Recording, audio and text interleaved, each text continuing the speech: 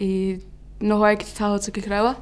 Me he tangata kaha ki te kōrero Māori e ki te reo Māori. Kaore e whakaatia, mā o ka tuku whanaunga. Te kōrero Pākehā ki te kāinga. He kaha ki tuku reo Māori, tuku reo Pākehā. I te puake ahau I roto I te kohanga reo, I te kura kaupapa Māori, I te whare kura. I te pō I te ao, koro Māori. Ki au nei, ki he mea nui te whakapapa te reo me ona tikanga ki ahau.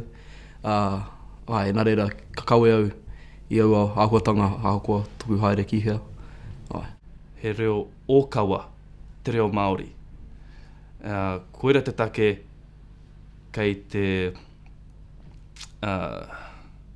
Koera te take he iti noa ngā reo te reo tauhi e kōrero ana I te reo Māori no te mea he reo ōkawa. Ko huri te ao.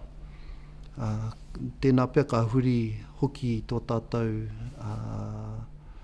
whakaaro Māori me ki.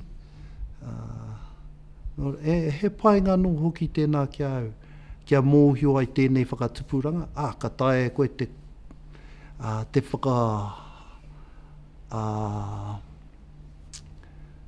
whakamārama oake whakaaro I te reo Māori. I tēnei ao tonu. Kia kitea mai rātou, he hanga kupu hau, he hanga āhua hau, mena kei te whai rātou kia whakamāori te ao o tēnei wā, he oranga no tērā kei roto I te reo. Nā reira, ki au nei ko te mahi o tātou nei mātanga reo, o tātou nei o whakaata Māori, o ngā irirangi maha, ki te tini I tērā kia opaki te reo.